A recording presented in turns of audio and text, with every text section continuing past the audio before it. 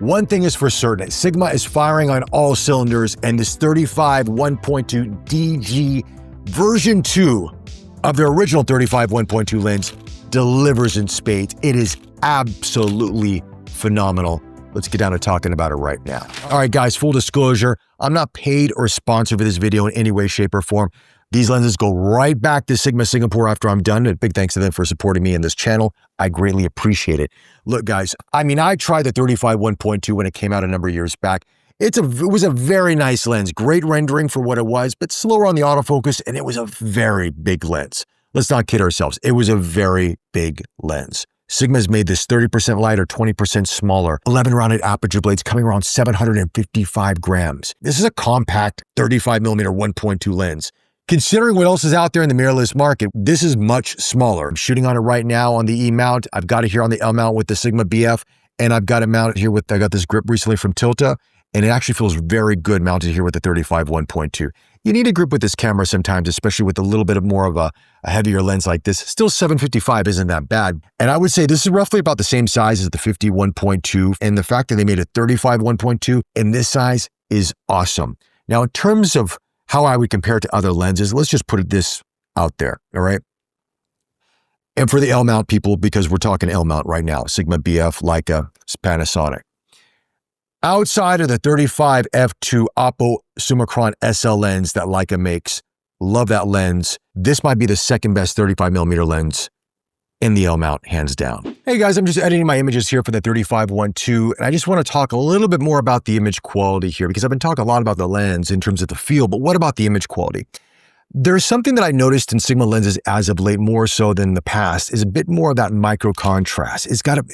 The images have this look that reminds me a little bit more of what Leica does with their Oppo Summicron lenses, so to speak. A beautiful micro contrast, got a nice pop to it. Again, I don't know if these are Oppo lenses or not. Sigma doesn't say that anymore. My guess is they possibly are, but again, I don't know. Around the bokeh balls, there's gonna be a little bit more of a cat's eye shape to them, a little bit of green fringing, a little bit of color fringing here and there, but it's not something that takes me out of the image at all. As a matter of fact, it's very reminiscent of what I saw out of the Nikkor 35 1.2, and I'm guessing this is one of the characteristics of, a very fast aperture lens such as this, that also, want to maintain decent size, decent optics. So there is a give and take that I think the engineers have to do with these kind of lenses to make it more palatable for a lot of people out there. If it's too big, nobody wants to own them, and if it's not well corrected, people won't get them either. So I think Sigma's found a really nice balance, but the micro contrast stood out to me the most. Colors are very nice out of this lens as well.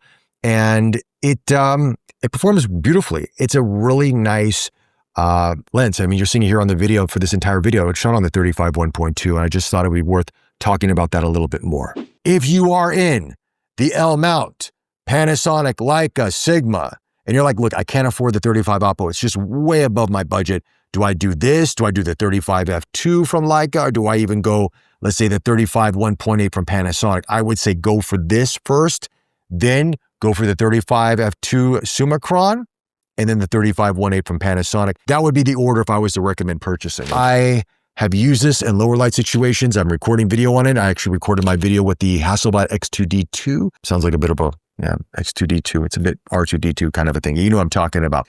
Color grading on that video wasn't my best, but you get the idea in terms of seeing the bokeh, the look, how it renders on video. It is beautiful. I'm shooting this entire video on that as well, outside of the B-roll, the close-up shots, that'll be on a different lens.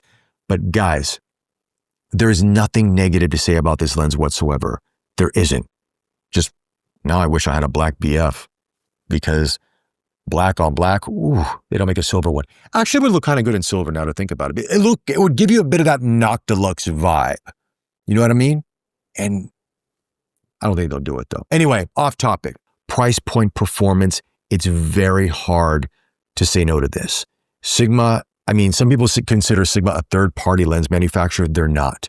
They are a premium lens manufacturer, bringing out fantastic optics, bringing out lenses like the 135 1.4, the 200 f2, the 20 to 200, and what else they're bringing out, who knows? They are firing on all cylinders right now, and man, it is a joy to see, because this is a whole new Sigma, and they're awesome. They're absolutely fantastic. Anyway, guys, that's it. Short, sweet, to the point. Let me know your thoughts in the comment section below. Any questions you have on this lens, I'll try to answer those for you. Like always, like, subscribe. Thank you so much for the support. I greatly appreciate it. And I'll chat to you all very, very soon. Bye.